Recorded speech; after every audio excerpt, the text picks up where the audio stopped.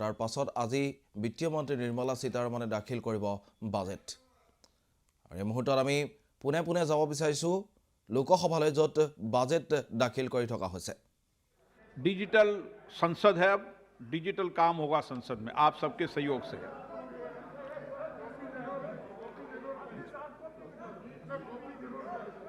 यह सर आपके सुझाव को भी चर्चा करेंगे। माननीय सदस्यगण, सभा की बैठकों से सदस्यों की अनुपस्थिति संबंधी समिति ने 21 दिसंबर 2021 को सभा में प्रस्तुत किए गए छठे प्रतिवेदन में सिफारिश की है कि प्रतिवेदन में उल्लेखित सदस्यों की सभा की बैठकों से अनुपस्थित रहने की अनुमति प्रदान की जाए। क्या सभा समिति द्वारा की गई सिफारिश के अनुरूप अनुमति प्रदान की करती है? माननीय सदस्यगण, पिछले सत्र में माननीय सांसदों की सुविधा के लिए एक मोबाइल ऐप का आरंभ किया गया था। इस ऐप में माननीय सांसदगण लोकसभा की कार्रवाई से संबंधित कागज जैसे लिस्ट ऑफ बिजनेस, लोकसभा समाचार पार्ट 1, पार्ट 2, पूछे गए प्रश्न एवं उनके उत्तर, विधेयकों द्वारा प्रतिवेदनों संबंधी जानकारी तथा संसद टीवी का सीधा प्रसारण देखने की सुविधा वन टच पर उपलब्ध थी। अब इस ऐप का नया वर्जन डिजिटल संसद आरंभ किया गया है, जिसमें कुछ अतिरिक्त सुविधाएं प्रदान की गई है। इसमें अब 90 समाचार पत्र और पत्रिकाएं, 12वीं लोकसभा से 17वीं लोकसभा की डिबेट, बजट भाषण, माननीय सदस्यों की सदन में भागीदारी का विवरण, लाइव प्रश्न बैलेट, संसद टीवी पर दोनों सदनों की कार्रवाई का प्रसारण, पुराने संसद भवन और नए संसद भवन का वर्चुअल टूर तथा लोकसभा के बारे में बहुत सारी जानकारी उपलब्ध रहेगी। इस ऐप के माध्यम से आप सभी सदस्यों को संसदीय कार्यों के निष्पादन में बहुत सुविधा होगी।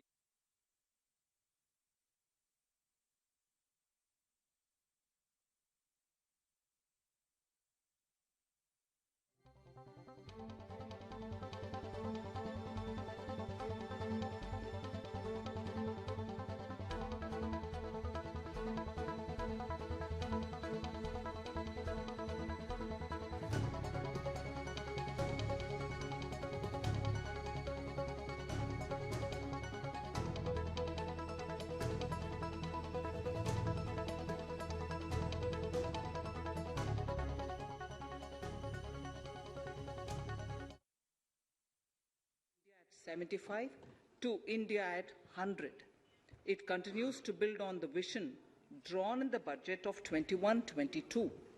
Its fundamental tenets, which included transparency of financial statement and fiscal position, reflect the government's intent, strengths, and challenges.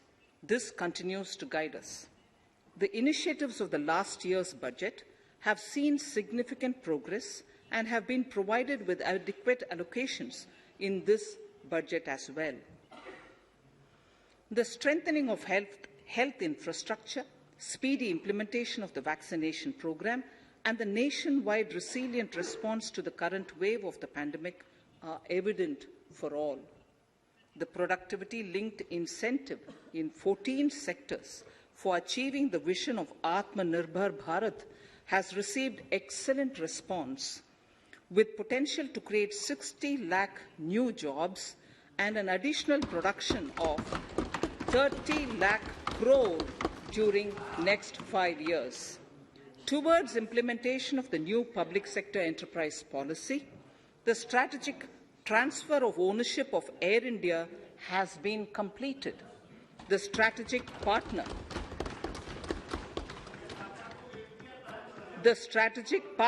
for Neelanchal Ispat Nigam Limited has been selected. The public issue of the LIC is expected shortly. Others too are in the process for 2022-23.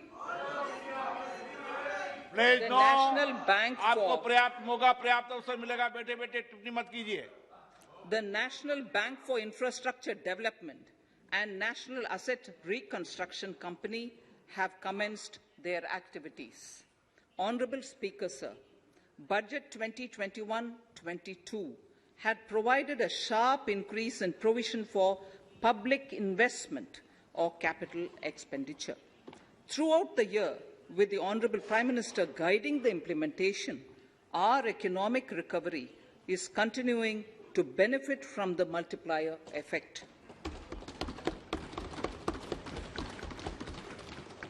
This budget continues to provide impetus for growth. It lays a parallel track of 1. A blueprint for the Amrit Kal, which is futuristic and inclusive. This will directly benefit our youth, women, farmers, the scheduled castes, and the scheduled tribes. And number 2, big public investment. Number 2, big public investment for modern infrastructure, readying for India at 100. This shall be guided by PM Gati Shakti and be benefited by the synergy of multimodal approach. Moving forward on this parallel track, we lay the following 4 priorities: PM Gati Shakti, inclusive development, productivity enhancement and investment, sunrise opportunities, energy transition, and climate action, and 4, financing of investments.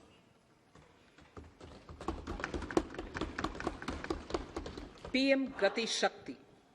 PM Gati Shakti is a transformative approach for economic growth and sustainable development. The approach is driven by 7 engines, namely roads, railways, airports, ports, mass transport, waterways, and logistics infrastructure. All 7 engines will pull forward the economy in unison. These engines are supported by the complementary roles of energy transmission, IT communication, bulk water and sewerage, and social infrastructure. Finally, the approach is powered by clean energy and Sabka Prayas. The efforts of the central government, the state governments, and the private sector together, leading to a huge job and entrepreneurial opportunities for all, especially the youth. PM Gati Shakti Master Plan, National Master Plan, the scope of PM Gati Shakti National Master Plan will encompass the 7 engines for economic transformation, seamless multimodal connectivity, and logistics efficiency. It will also include the infrastructure development by the state governments as per Gati Shakti Master Plan. The focus will be on planning, financing, including through innovative ways, use of technology, and speedier implementation. The projects pertaining to these 7 engines in the national infrastructure pipeline will be aligned with PM Gati Shakti framework.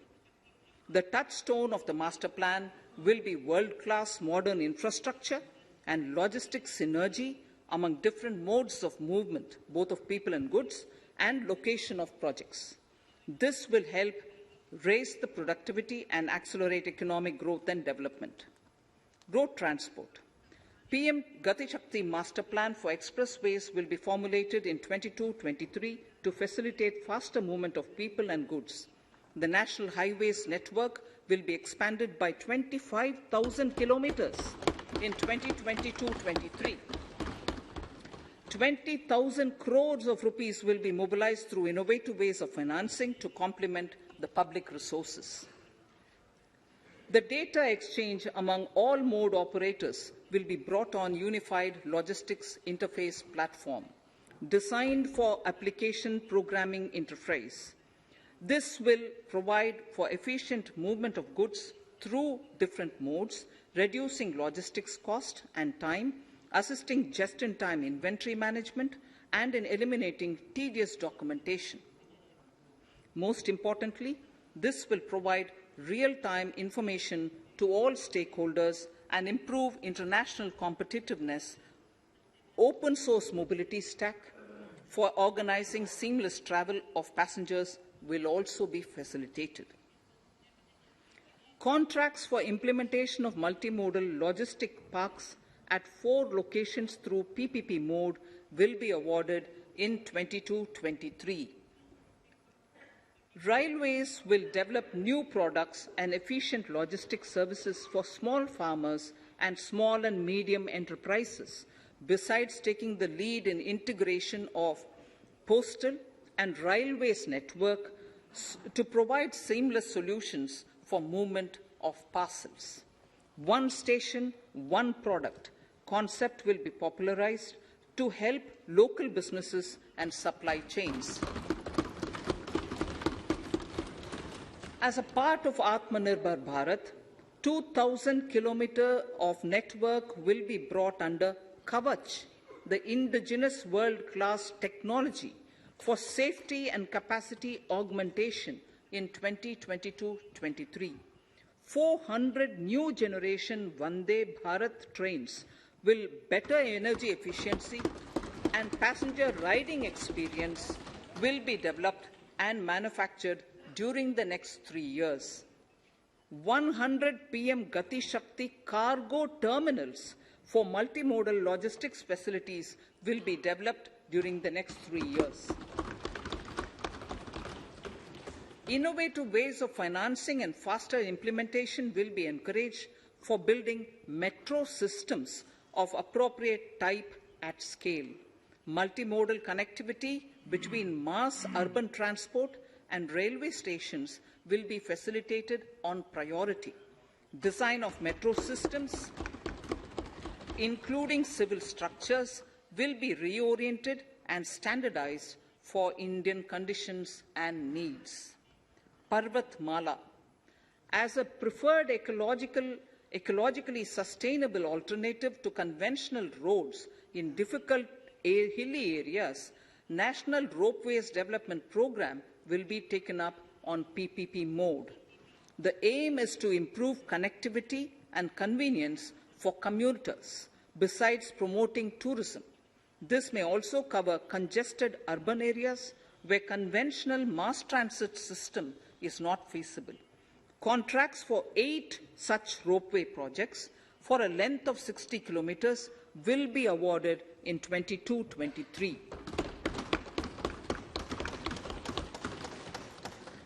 With technical support from the Capacity Building Commission, central ministries, state governments, and their infra agencies will have their skills upgraded. This will ramp up capacity in planning, design, financing, including innovative ways, and implementation management of the PM Gati Shakti infrastructure projects. Inclusive development, our second priority. Agriculture.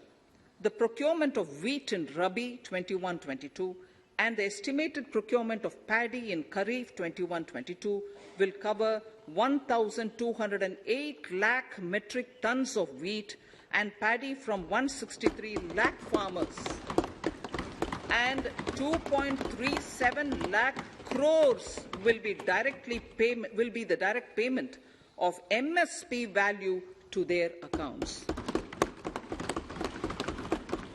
Chemical-free natural farming will be promoted throughout the country, with a focus on farmers' lands in 5-kilometer wide corridors along the river Ganga at the first stage.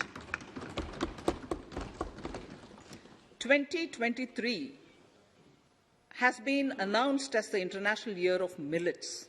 Support will be provided for post-harvest value addition, enhancing domestic consumption, and for branding millet products nationally and internationally. To reduce our dependence on import of oil seeds, a rationalized and comprehensive scheme to increase domestic production of oil seeds will be implemented.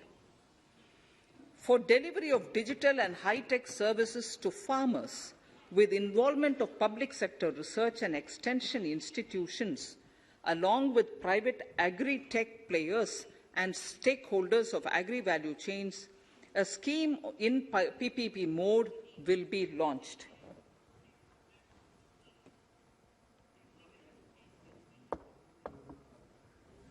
Use of Kisan drones will be promoted for crop assessment, digitization of land records, spraying of insecticides and nutrients.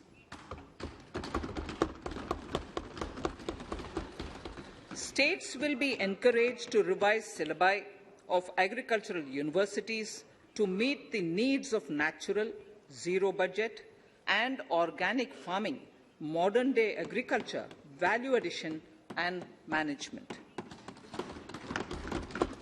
A fund with blended capital raised under the co-investment model will be facilitated through the NABARD. This is to finance startups for agriculture and rural enterprise relevant for farm produce value chain. The activities of these startups will include, inter alia, support for FPOs, machinery for farmers on rental basis at farm level, and technology including IT-based support. The implementation of the Kane-Betwa link project at an estimated cost of 44,605 crores will be taken up. This is aimed at providing irrigation benefits to 9.0 lakh hectare of farmers' lands, drinking water supply to 62 lakh people, 103 megawatt of hydro, 27 megawatt of solar power, allocations of 4,300 crores of rupees in the RE 21-22 and 1,400 crores of rupees in 22-23 have been made for this project. Honorable Speaker, sir, draft DPRs for 5 river links, namely Daman-Ganga Pinjal, Par-Tapi Narmada, Godavari Krishna, Krishna Pennar, and Pennar Kaveri have been finalized. Once a consensus is reached among the beneficiary states, the Centre will provide support for their implementation. For farmers to adopt suitable varieties of fruits and vegetables and to use appropriate production and harvesting techniques, our government will provide a comprehensive package with participation of state governments. MSMEs, Udyam, eShram, NCS and ASEEM portals will be interlinked. Their scope will be widened. They will now perform as portals with live organic databases, providing G2C, B2C, and B2B services. These services will relate to credit facilitation, skilling, and recruitment with an aim to further formalize the economy and enhance entrepreneurial opportunities for all. Emergency Credit Line Guarantee Scheme has provided the much-needed additional credit to more than 130 lakh MSMEs. This has helped them mitigate the adverse impact of the pandemic. The hospitality and related services, especially those by micro and small enterprises, are yet to regain their pre-pandemic level of business. Considering these aspects, the ECLGS will be extended up to March 2023, and its guarantee cover will be expanded by 50,000 crores of rupees to total cover of 5 lakh crores.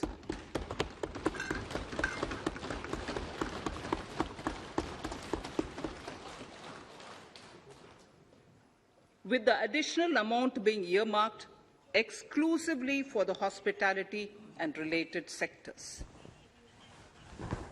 Credit Guarantee Trust for Micro and Small Enterprises, CGT-MSE, scheme will be revamped with required infusion of funds. This will facilitate additional credit of 2 lakh crore for micro and small enterprises and expand employment opportunities.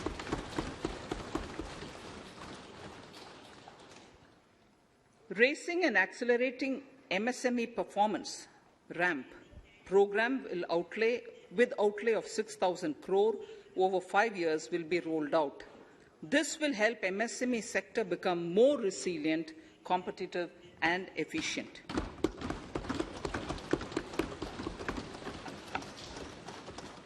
Skilling programs and partnership with the industry will be reoriented to promote continuous skilling avenues, sustainability and employability. The National Skill Qualification Framework will be aligned with dynamic industry needs. Digital ecosystem for skilling and livelihood, the Desh Stack e-portal, will be launched. This aims to empower citizens to skill, reskill or upskill through online training.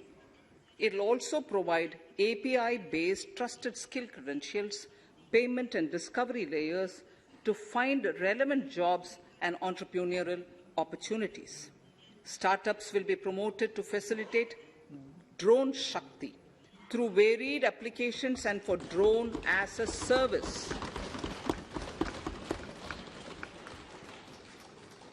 In select ITIs in all states, the required courses for skilling will be started. Due to the pandemic-induced closure of schools, our children, particularly in the rural areas and those from scheduled castes and scheduled tribes and other weaker sections, have lost almost 2 years of formal education. Mostly, these are children in government schools. We recognize the need to impart supplementary teaching and to build a resilient mechanism for education delivery.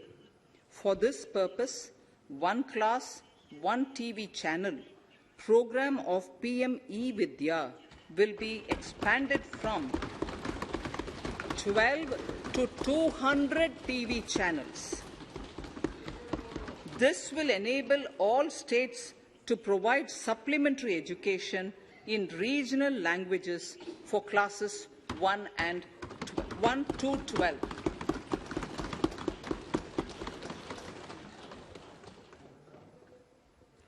High-quality e-content in all spoken languages will be developed for delivery via internet, mobile phones, TV, and through radio and digital teachers.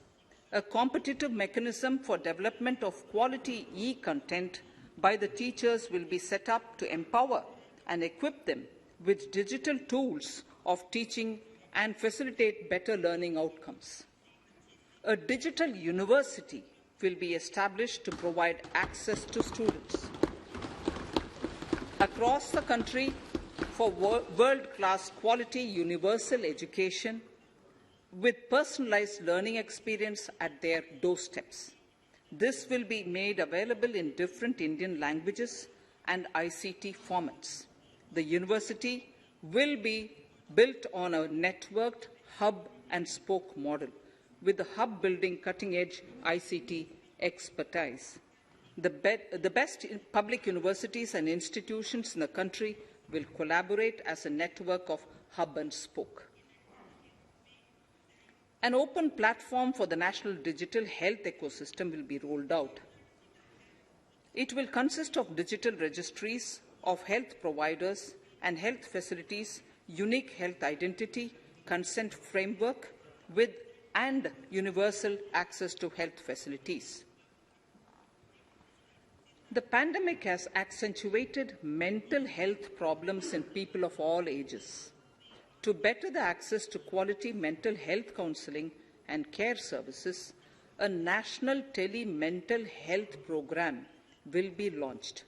This will include a network of 23 tele-mental health centers of excellence, with NIMHANS being the nodal center and International Institute of Information Technology, Bangalore, IIIT Bangalore, providing technology support. Recognizing the importance of Nari Shakti as the harbinger of our bright future and for women-led development, during the Amrit Kal, our government has comprehensively revamp the schemes of the Ministry of Women and Child Development. Accordingly, 3 schemes, namely Mission Shakti, Mission Vatsalya, Saksham Anganwadi and Poshan 2.0 were launched recently to provide integrated benefits to women and children. Saksham Anganwadis are a new generation Anganwadis that have better infrastructure and audio-visual aids, powered by clean energy and providing improved environment for early childhood development.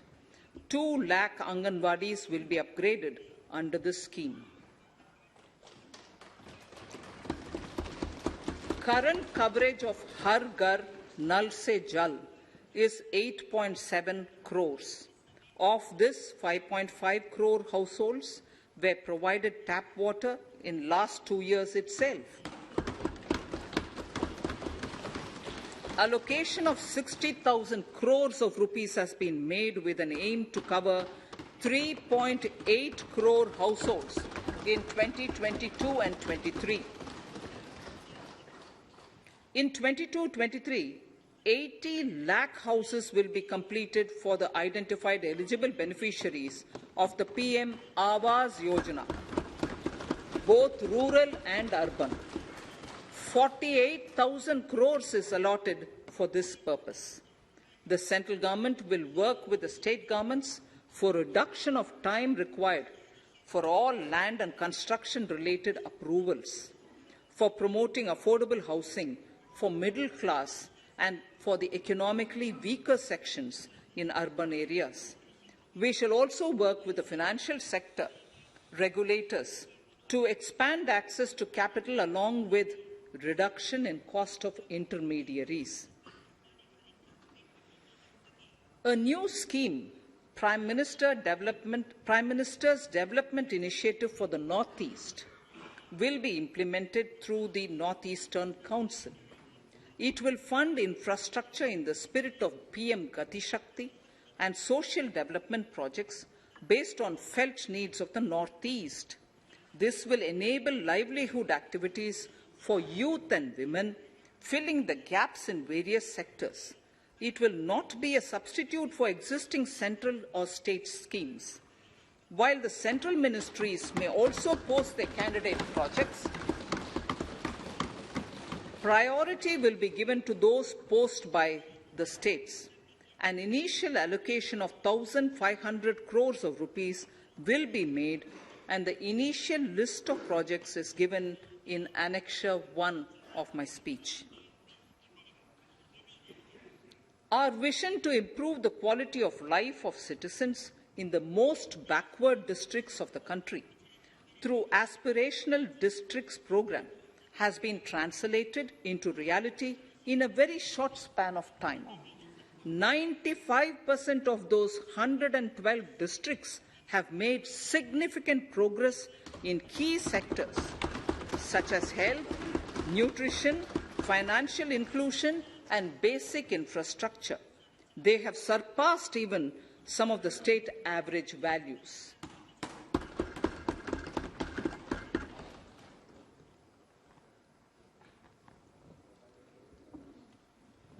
However, in those districts, some blocks continue to lag. In 22-23, the program will focus on such blocks in those districts. Border villages with sparse population, limited connectivity, and infrastructure often get left out from the development gains. Such villages on the northern border will be covered under a new Vibrant Villages program. The activities will include construction of village infrastructure, housing, tourist centers, road connectivity, provisioning of decentralized renewable energy, direct-to-home access for Doordarshan and educational channels, and support for their livelihood generation. Additional funding for these activities will be provided. Existing schemes will be converged.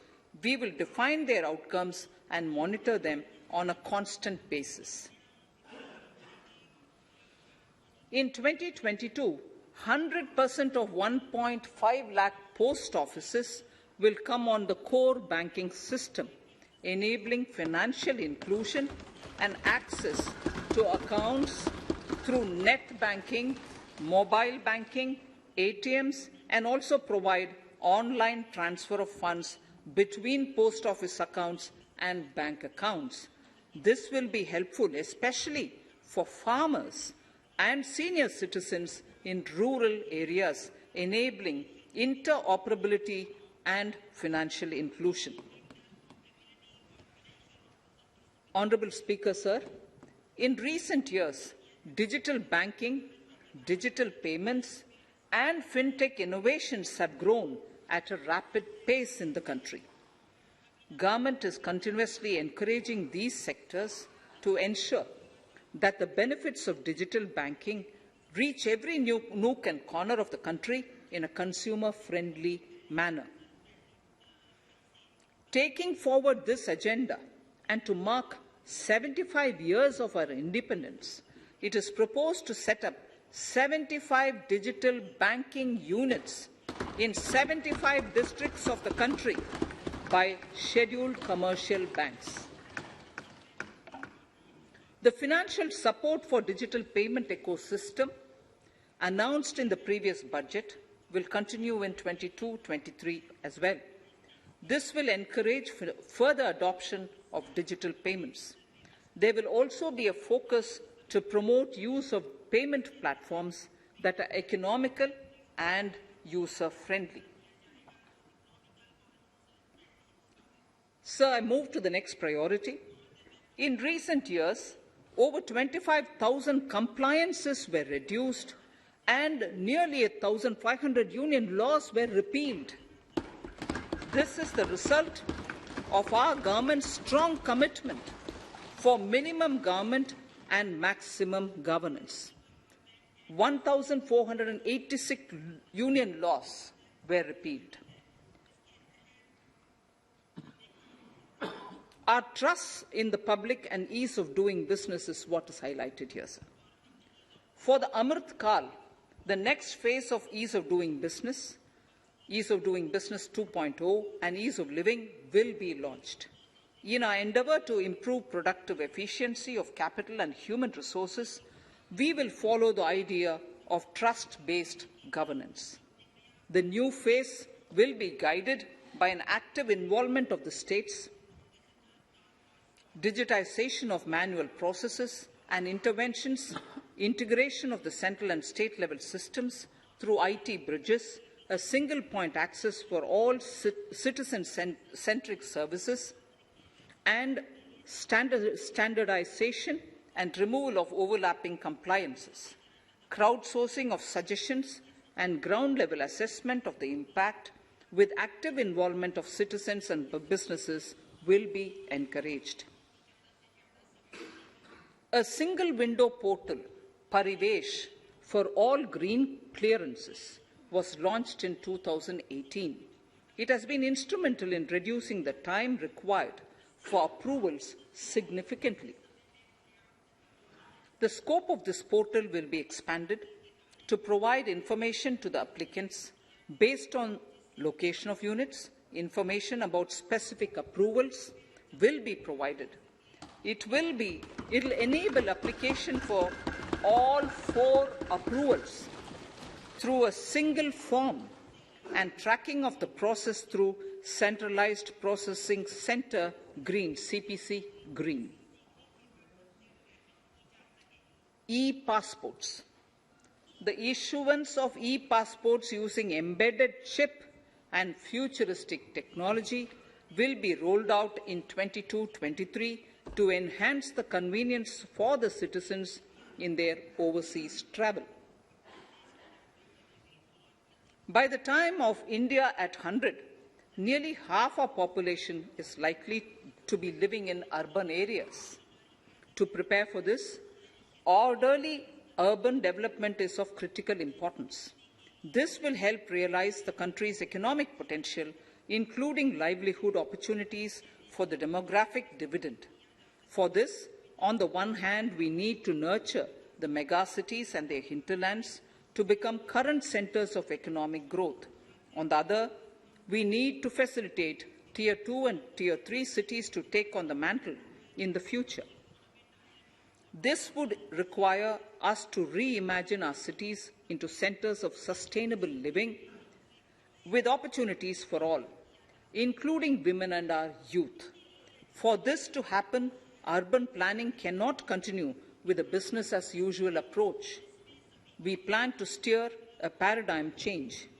A high-level committee of reputed urban planners, urban economists, and institutions will be formed to make recommendations on urban sector policies, capacity building, planning, implementation, and governance. For urban capacity building, support will be provided to the states. Modernization of building bylaws, town planning schemes, transit-oriented development will be implemented. This will facilitate reforms for people to live and work closer to the mass transit systems. The central government's financial support for mass transit projects and Amrit scheme will be leveraged for formulation of action plans and their implementation for facilitating the TOD and TPS by the states. For developing India-specific knowledge in urban planning and design, and to deliver certified training in these areas, up to 5 existing academic institutions in different regions will be designated as centers of excellence.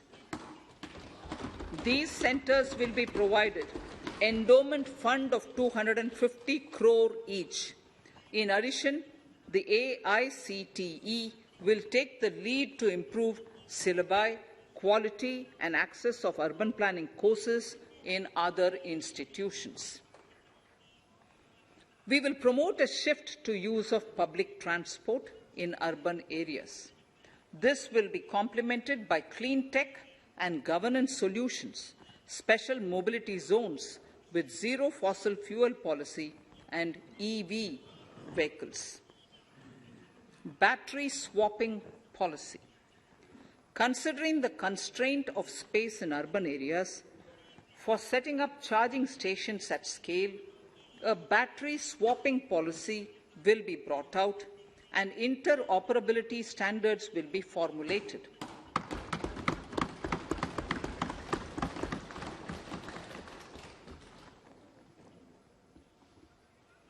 The private sector will be encouraged to develop sustainable and innovative business models for battery or energy as a service. This will improve efficiency in the EV ecosystem. Efficient use of land resources is a strong imperative.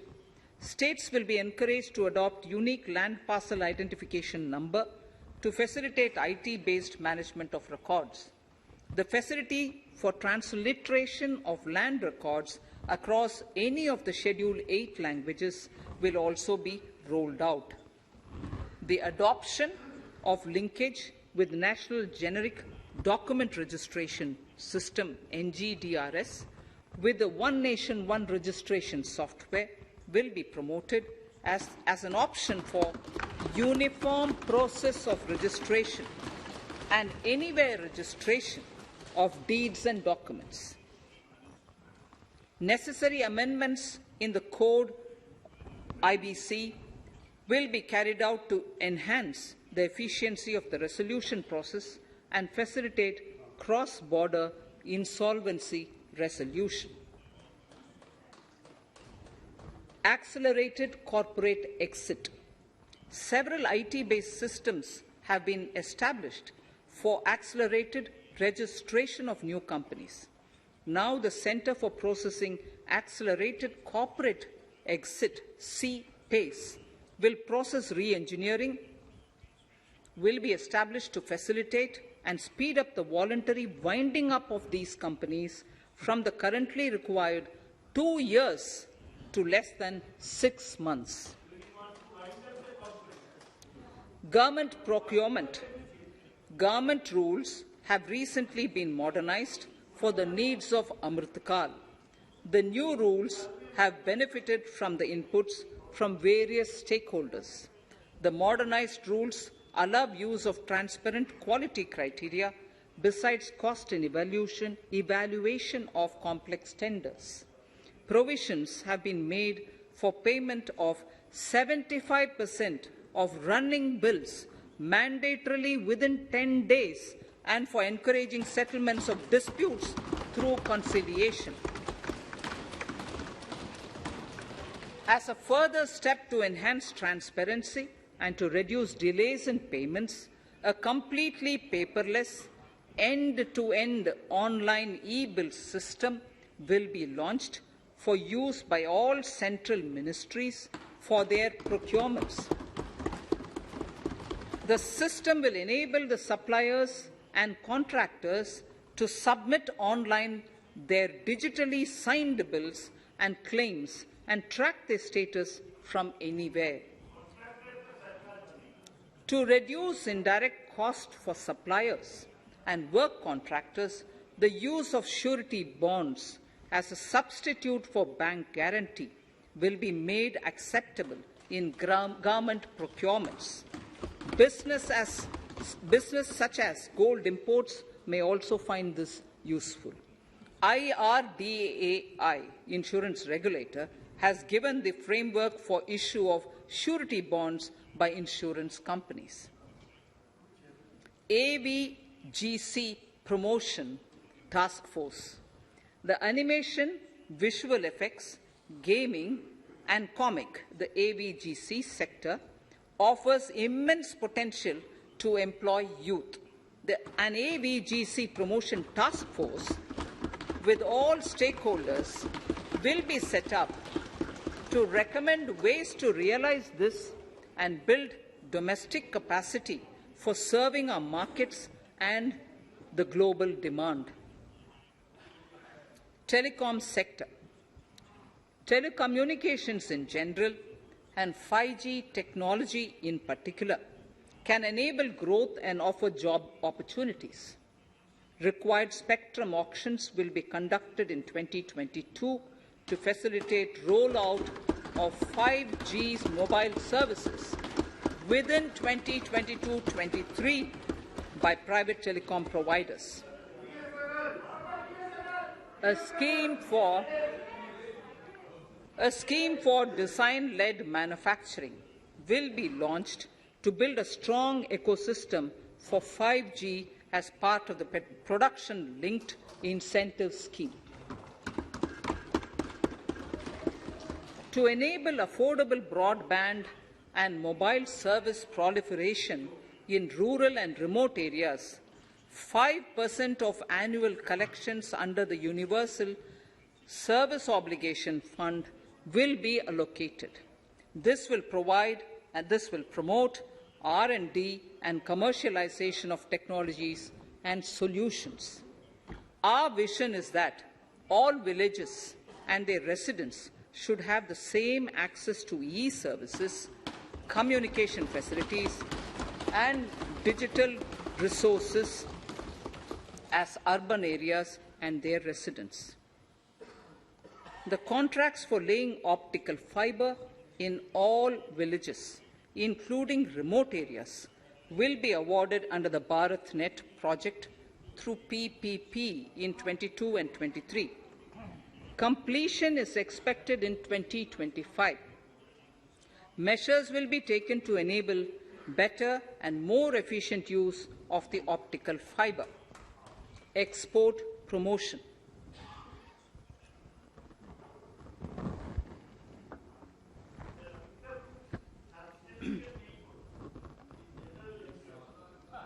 The Special Economic Zones Act will be replaced with a new legislation that will enable the states to become partners in development of enterprise and service hubs. This will cover all large existing and new industrial enclaves to optimally utilize available infrastructure and enhance competitiveness of exports. Atmanirbharta in defense. Our government is committed to reducing imports and promoting Atmanirbharta in equipment for the armed forces. 68% of the capital procurement budget will be earmarked for domestic industry in 22-23, up from 58% in 21-22. Defense R&D will be opened up for industry, startups and academia, with 25% of defense R&D budget earmarked.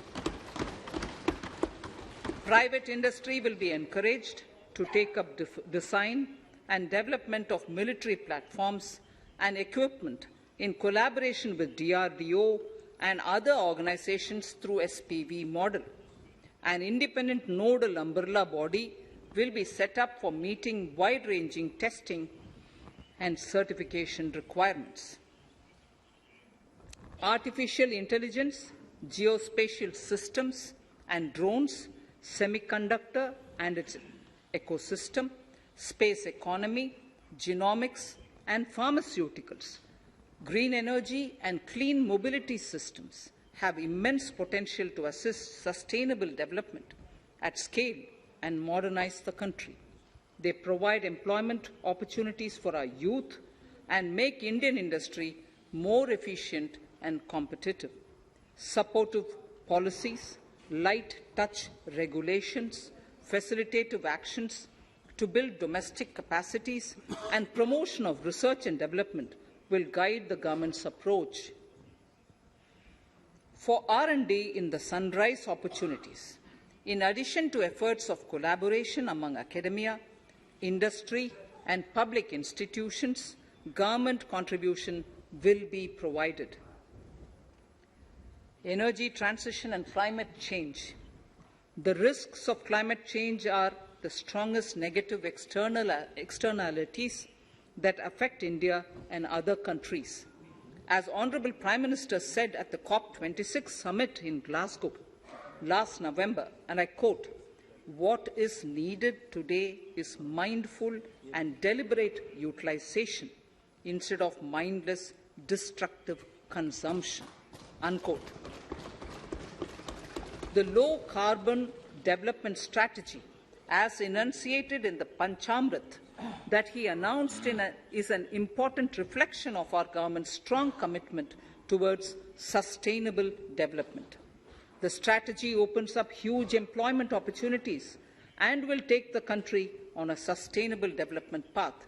This budget proposes several near-term and long-term actions accordingly. Solar power. To facilitate domestic manufacturing for the ambitious goal of 280 gigawatts of installed solar capacity by 2030, an additional allocation of 19,500 crores for PLI, production-linked incentive, for manufacturing of high-efficiency modules with priority to fully integrate manufacturing units from polysilicon to solar PV modules will be made. Honourable Speaker, sir, the circular economy transition is expected to help in productivity enhancement as well as creating large opportunities for new businesses and jobs. The action plans for 10 sectors such as electronic waste, end-of-life vehicles, used oil waste, toxic and hazardous industrial waste are already ready. The focus will now be on addressing important cross-cutting issues of infrastructure, reverse logistics, technology upgradation, and integration with informal sector.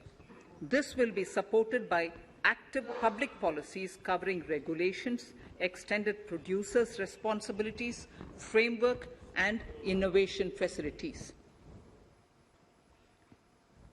5 to 7% biomass pellets will be co-fired in thermal power plants, resulting in carbon dioxide savings of 38 MMT annually. This will also provide extra income to farmers and job opportunities to locals and help avoid stubble burning in agricultural fields. Saving energy is an important aspect of the energy management. Hence, energy efficiency and savings measures will be promoted. This will be done in large commercial buildings through the energy service company business model.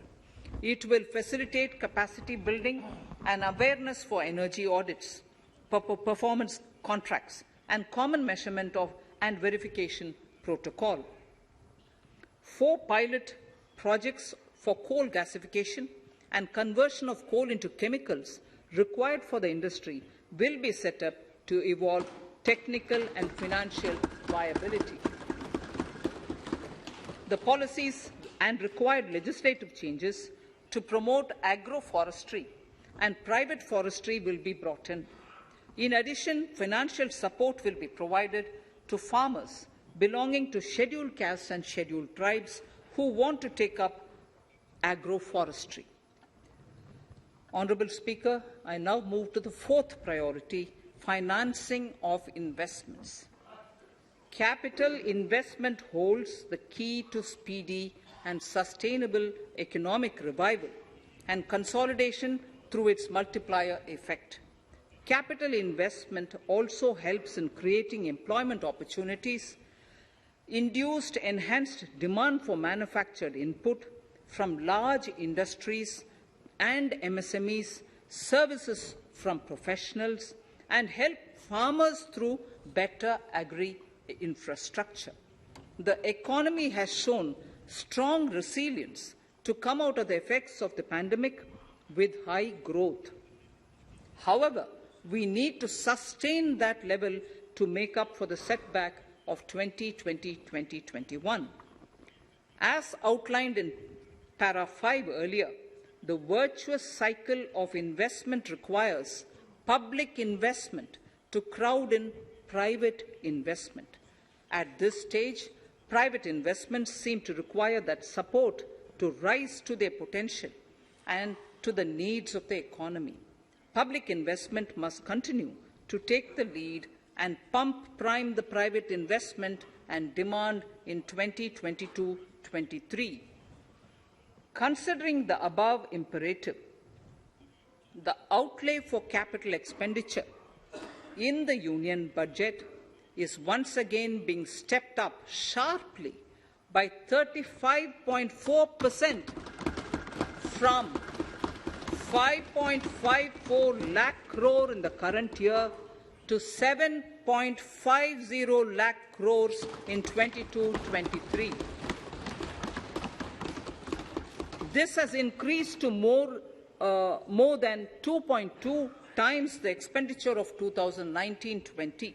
This outlay in 22-23 will be 2.9% of the GDP. Effective capital expenditure, with this investment taken together with the provision made for creation of capital assets through grants and aid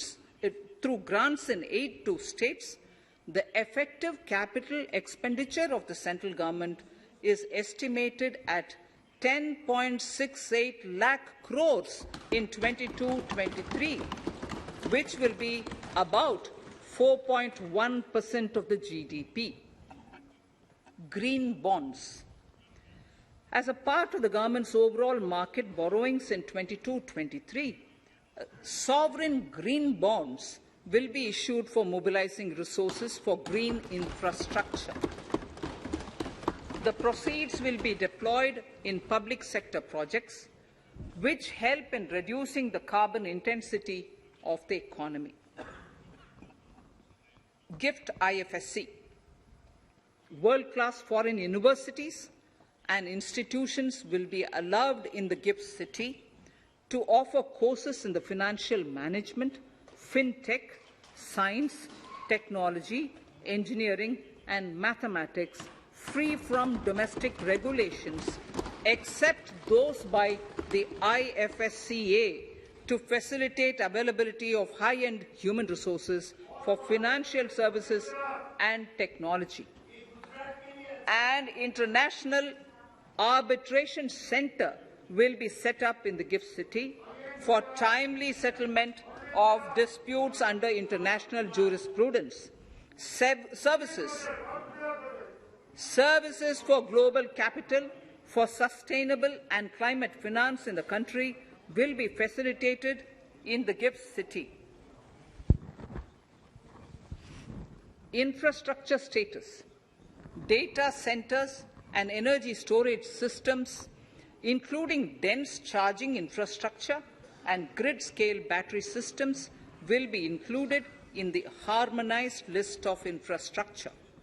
This will facilitate credit availability for digital infrastructure and clean energy storage. Venture capital and private equity invested more than 5.5 lakh crores last year, facilitating one of the largest startup growth system.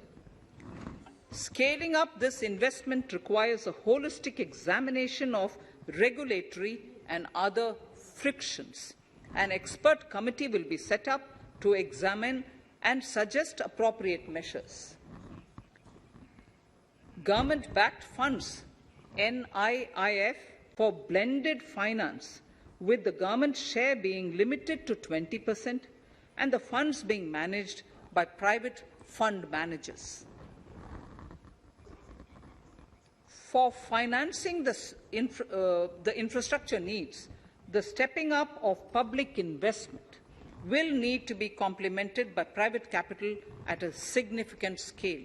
Measures will be taken to enhance financial viability of projects, including PPP, with technical and knowledge assistance from multilateral agencies. Enhancing financial viability shall also be obtained by adopting global best practices, innovative ways of financing, and balanced risk allocation. Digital rupee.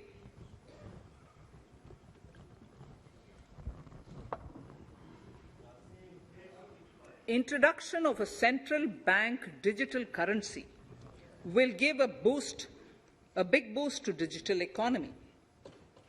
Digital currency will also lead to a more efficient and cheaper currency management system. It is therefore proposed to introduce digital rupee using blockchain and other technologies to be issued by the Reserve Bank of India starting 2022 and 23. Financial assistance to states for capital investment. Reflecting the true spirit of cooperative federalism, the central government is committed to bolstering the hands of the states in enhancing their capital investment towards creating productive assets and generating remunerative employment. The scheme for financial assistance to states for capital investment has been extremely well received by the states.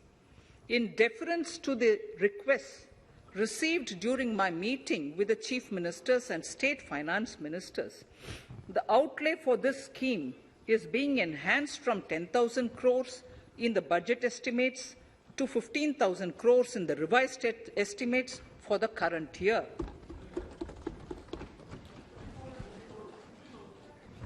For 22-23,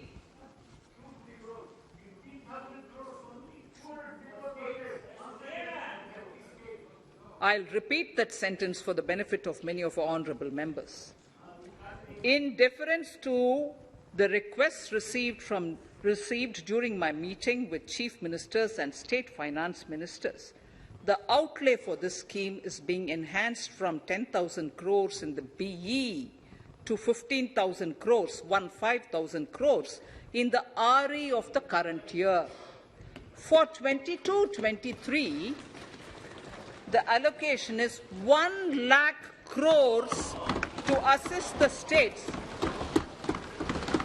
in catalyzing the overall investments in the economy.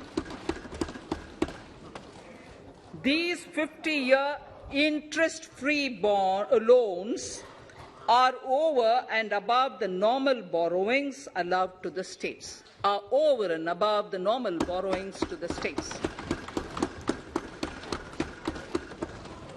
This allocation will be used for PM Gati Shakti related and other productive capital investments of the states. It will also include components for supplemental funding for priority segments of PM Gram Sadak Yojana, including support for the state share, digitization of the economy, including digital payments and completion of OFC network, and reforms related to building bylaws, town planning schemes, transit-oriented development, and transferable development rights. In 22-23, in accordance with the recommendations of the 15th Finance Commission, the states will be allowed a fiscal deficit of 4% of the GSDP, of which 0.5% will be tied to power sector reforms, for which the conditions have already been communicated in 21-22. Fiscal management. As against a total expenditure of 34.83 lakh crores of rupees projected in the BE 21-22, the revised estimate is 37.70 lakh crores. The revised estimate of capital expenditure is 6.3 lakh crores of rupees. This includes an amount of 51,971 crores towards settlement of outstanding guaranteed liabilities of Air India and its other sundry commitments. Coming to the budget estimates, Honourable Speaker, sir, the total expenditure in 22-23 is estimated at 39.45 lakh crores, while the total receipts other than borrowings are estimated at 22.84 lakh crores of rupees.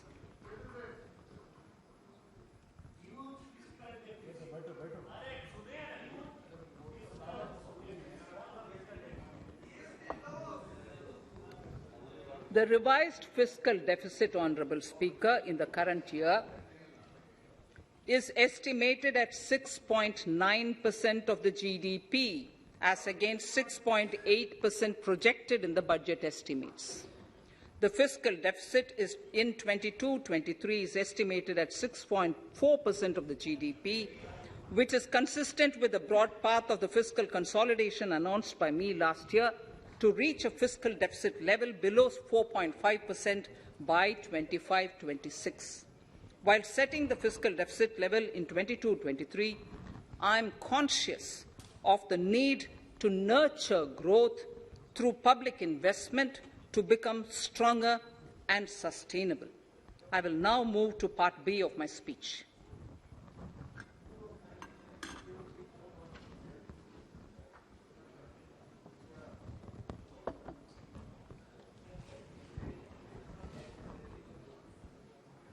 Direct tax.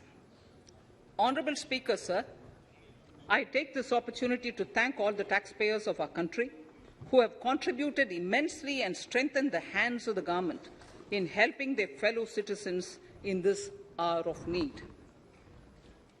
So I have brought in a little verse from the Mahabharata. I won't spend more time reading because I would like the speech to get enough time.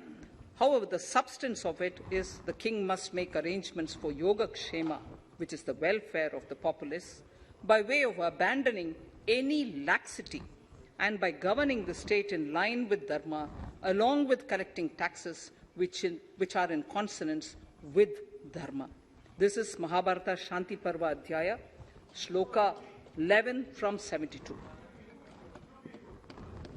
Drawing wisdom from our ancient texts, we continue on the path to progress. The proposals in this budget, while continuing with our declared policy of stable and predictable tax regime, intend to bring more reforms that will take ahead our vision to establish a trustworthy tax regime. This will further simplify the tax system, promote voluntary compliance by taxpayers, and reduce litigation.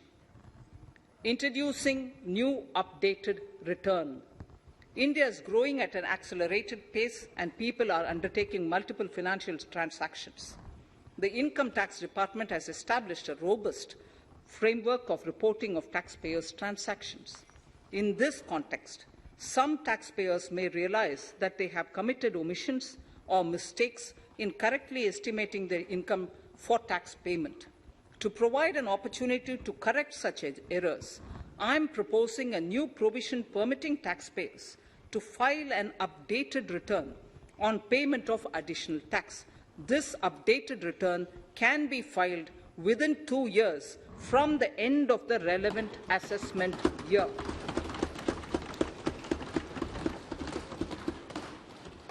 Honourable Speaker, sir, presently, if the department finds out that some income has been missed out by an assessee, it goes through a lengthy process of adjudication.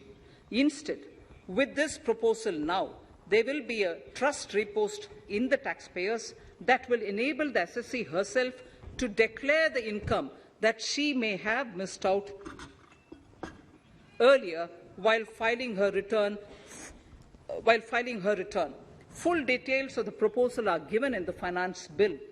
It is an affirmative step in the direction of voluntary compliance.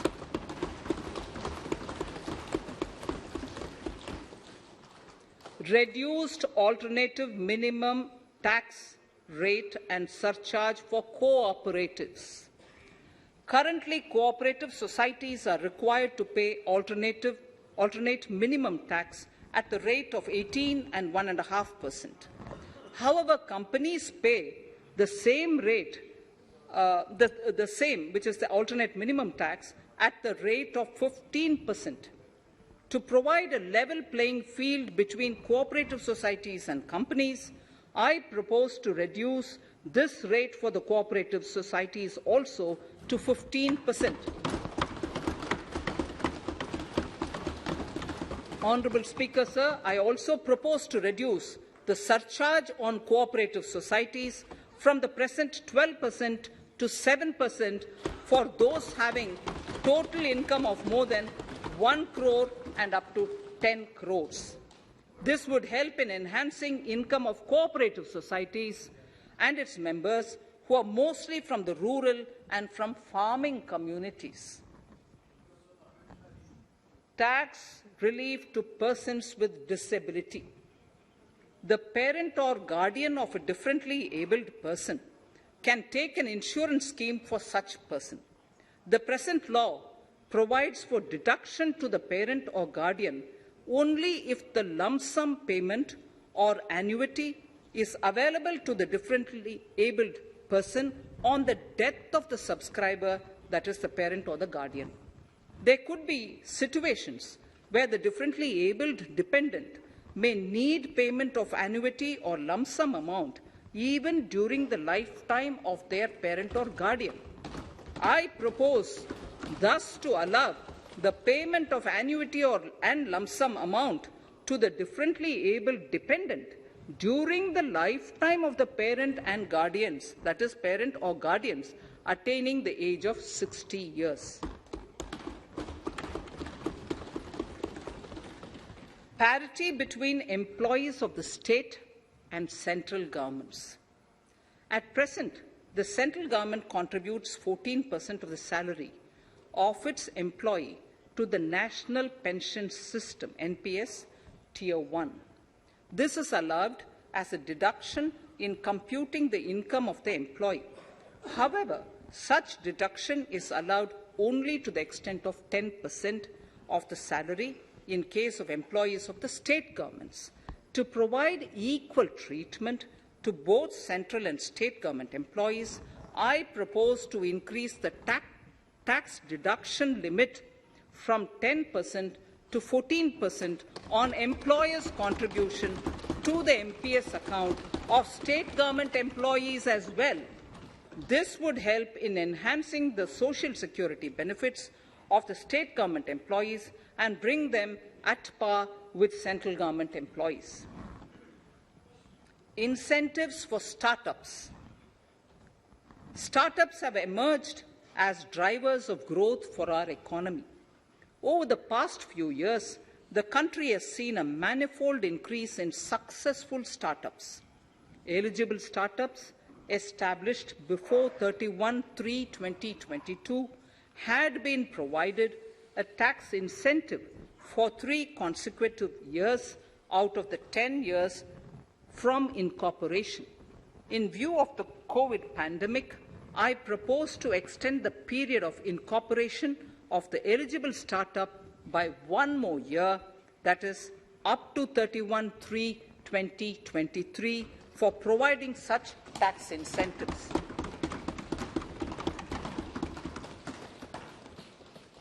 Incentives for newly incorporated manufacturing entities under concessional tax regime. In an effort to establish a global competitive business environment for certain domestic companies, a concessional tax regime of 15% was introduced by our government for newly incorporated domestic manufacturing companies. I propose to extend the last date for commencement of manufacturing or production under Section 115B(ab) by 1 more year, that is, from 31st March 2023 to 31st March 2024.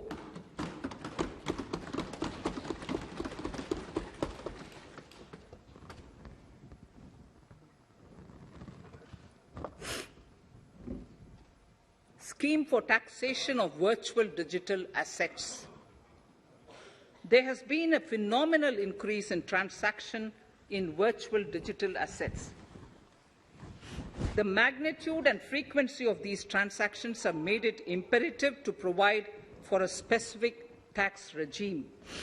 Accordingly, for the taxation of virtual digital assets, I propose to provide that any income from transfer of any virtual digital asset shall be taxed at the rate of 30%, 30%.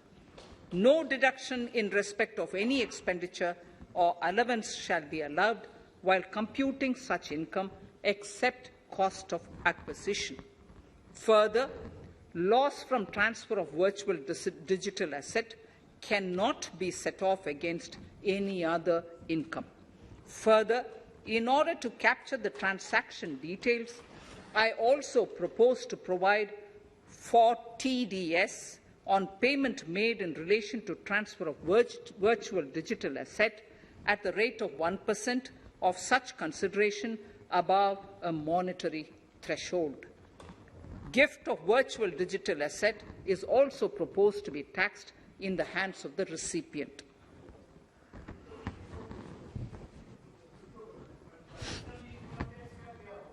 Litigation management to avoid repetitive appeals by the department.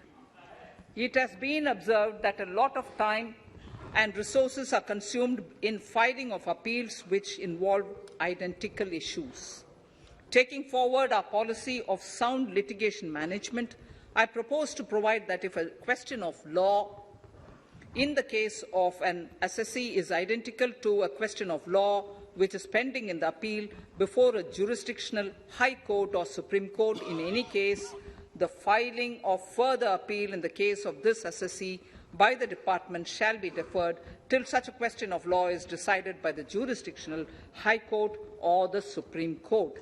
This will greatly help in reducing the repeated litigation between taxpayer and the department. Taking forward our efforts to further promote the IFSC, I hereby propose to provide that income of a non-resident from offshore derivative instruments or over-the-counter derivatives issued by an offshore banking unit, income from royalty and interest on account of lease of ship, and income received from portfolio management services in IFSC shall be exempt from tax subject to specified conditions. Rationalization of surcharge. In the globalized business world, there are several work contracts whose terms and conditions mandatorily require formation of a consortium. The members in the consortium are generally companies. In such cases, the income of these AOPs has to suffer a graded surcharge up to 37%, which is a lot more than surcharge on the individual companies. Accordingly, I propose to cap the surcharge of these AOPs at 15%, 15%. Further, the long-term capital gains on listed equity shares, units, etc., are liable to maximum surcharge of 15%, while other long-term capital gains are subjected to a graded surcharge, which goes up to 37%. I propose to cap the surcharge on long-term capital gains arising on transfer of any type of assets at 15%. This step will give a boost to startup community, and along with my proposal on the extended tax benefits to manufacturing companies and startups, reaffirms our commitment to Atmanirbhar Bharat. Clarification in relation to health and education cess as business expenditure. The income tax is not an allowable expenditure for computation of business income. This includes tax as well as surcharges. The health and education cess is imposed as an additional surcharge on the taxpayer for funding specific government welfare programs. However, some courts have allowed health and education cess as business expenditure, which is against the legislative intent. To reiterate the legislative intent, I propose to clarify that any surcharge or cess on income and profits is not allowable as business expenditure. Deterrence against tax evasion. Honourable Speaker, sir, presently there is ambiguity regarding set-off of brought forward loss against undisclosed income detected in search operations. It has been observed that in many cases where undisclosed income or suppression of sales, etc., is detected, payment of tax is avoided by setting off of losses. In order to bring certainty and to increase deterrence among tax evaders, I propose to provide that no set-off of any loss shall be allowed against undisclosed income detected during search and survey operations.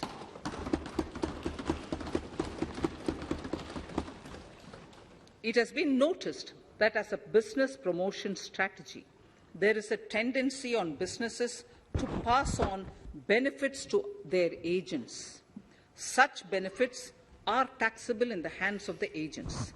In order to track such transactions, I propose to provide for tax deduction by the person giving benefits if the aggregate value of such benefits exceeds 20,000 rupees during the financial year. A few other changes are being made, the details of which are there in the finance bill. Indirect taxes. So, remarkable progress in GST. GST has been a landmark reform of independent India, showcasing the spirit of cooperative federalism. While aspirations were high, there were huge challenges too. These challenges were overcome deftly and painstakingly under the guidance and the oversight of the GST Council. We can now take pride in a fully IT-driven and progressive GST regime that has fulfilled the cherished dream of India as one market, one tax. There are still some challenges remaining, and we aspire to meet them in the coming year. The right balance between facilitation and enforcement has engendered significantly better compliance, and enforcement has engendered better compliance. GST revenues are buoyant despite the pandemic. I would bring in something which I've got to know this morning, not part of my speech, but worth putting in here for the knowledge of the Honourable House. I would like to bring to the notice of this House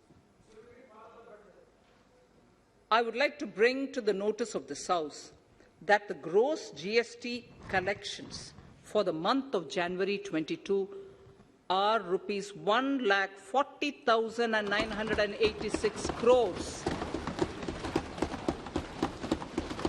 which is the highest since the inception of GST. This has been possible due to rapid economic growth, recovery, post-COVID,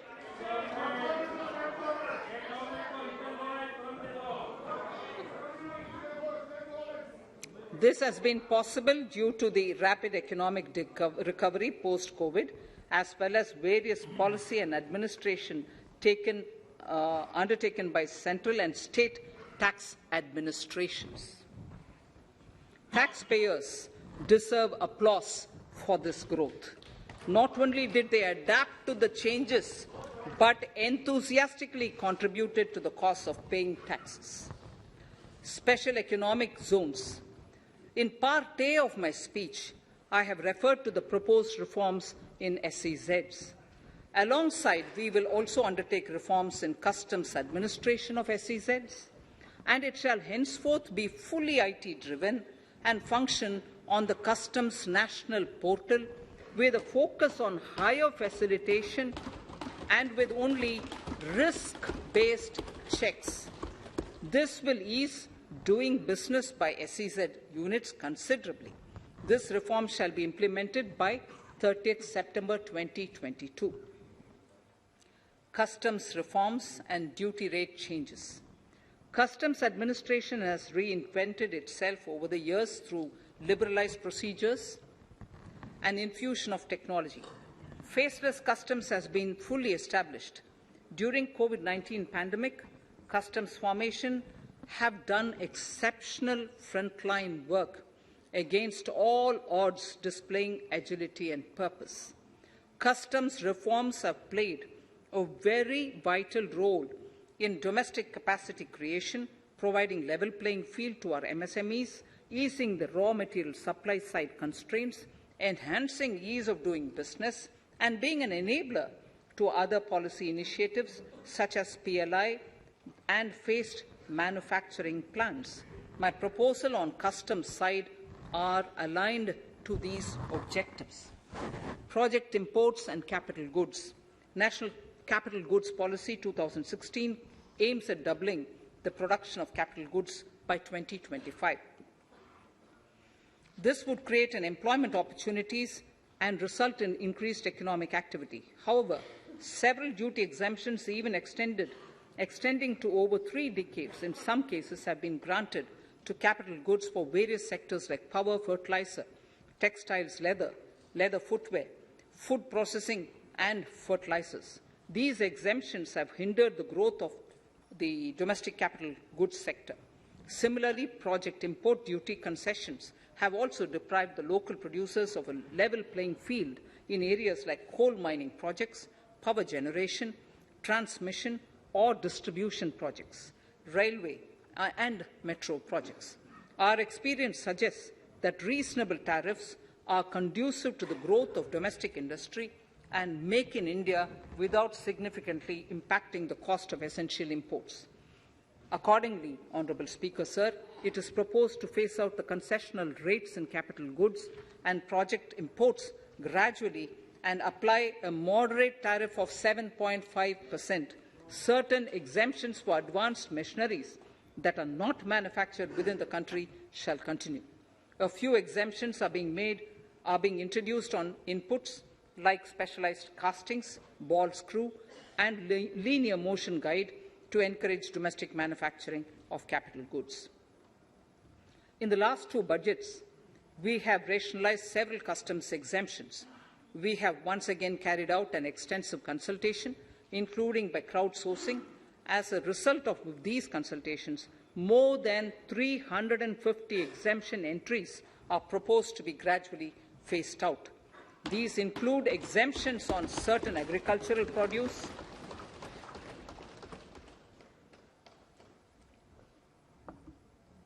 chemicals, fabrics, medical devices and drugs, and medicines for which sufficient domestic capacity exists. Further, as a simplification measure, several concessional rates are being incorporated in the customs tariff schedule itself instead of prescribing them through various notifications.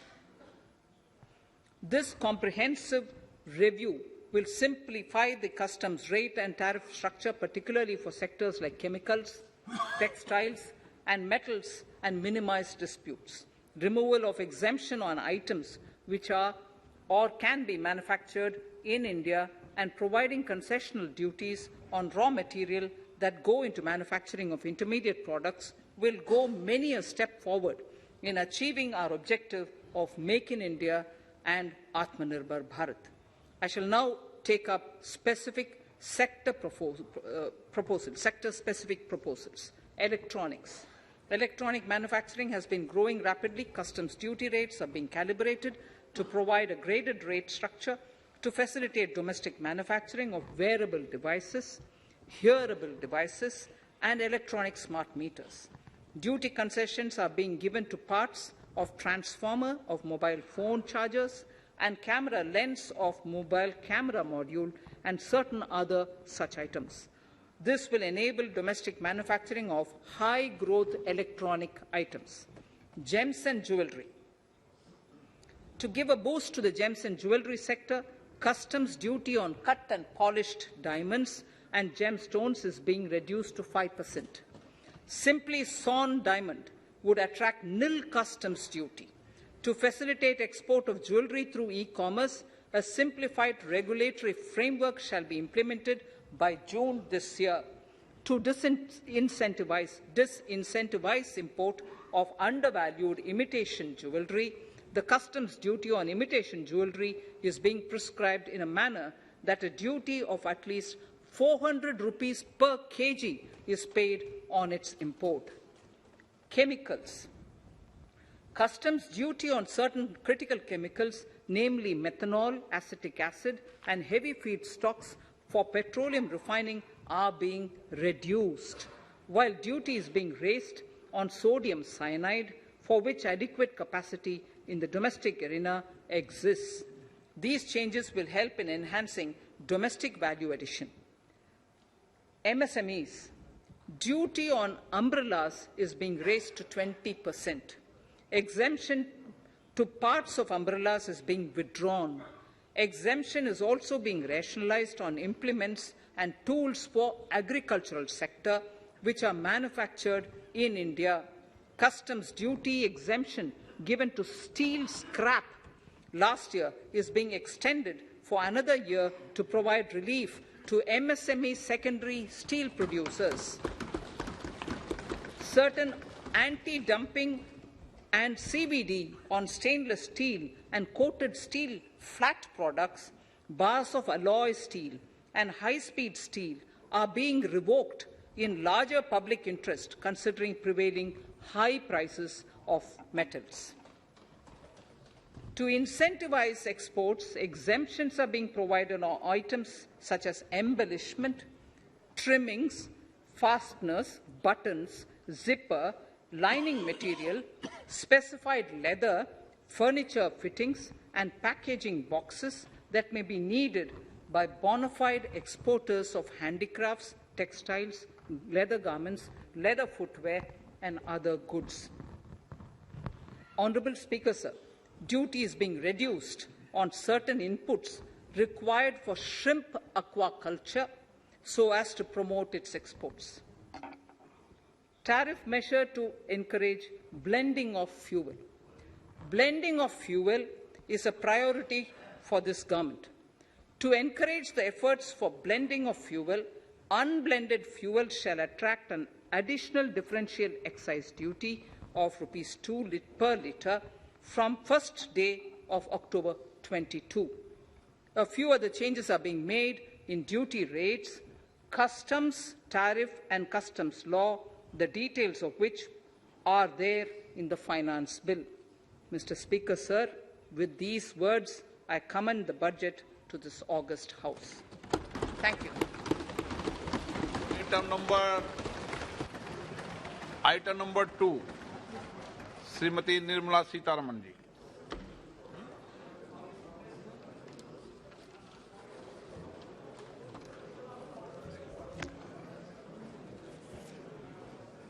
Sir, with your permission, I rise to lay on the table the following statements under Section 3(1) of the Fiscal Responsibility and Budget Management FRBM Act 2003, Medium-Term Fiscal Policy cum Fiscal Policy Strategy Statement and Macroeconomic Framework Statement. Item number 3 वित्त Sorry. विधेयक 2020 Nirmala Sitharaman ji. Sir, item number 3, Finance Bill. Sir, with your permission, I rise to move for leave to introduce the Finance Bill 2022. प्रश्न ये कि वित्त विधेयक को पुनर्स्थापित करने की अनुमति प्रदान की जाए। जो सदस्य इसके पक्ष में हाँ गए, जो सदस्य विरोध में ना गए, मेरे विचार में निर्णय हाँ वालों के पक्ष में, हाँ वालों के पक्ष में। माननीय मंत्री जी, वित्त विधेयक को पुनर्स्थापित करें। Sir, I introduce the bill. सभा की कार्रवाई कल बुधवार दिनांक 2 फरवरी 2022 को 4:30 बजे तक के लिए स्थगित की जाती है।